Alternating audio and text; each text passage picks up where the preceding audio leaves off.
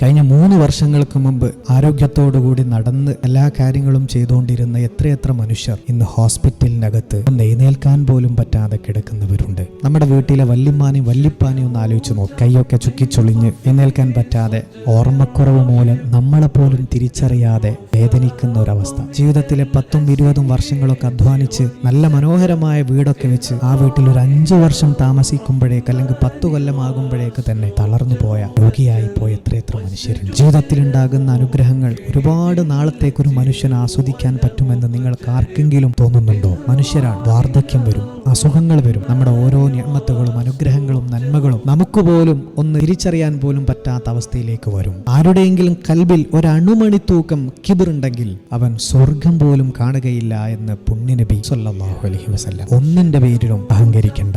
ഇതെല്ലാം നഷ്ടപ്പെടാനുള്ളത് തന്നെയാണ്.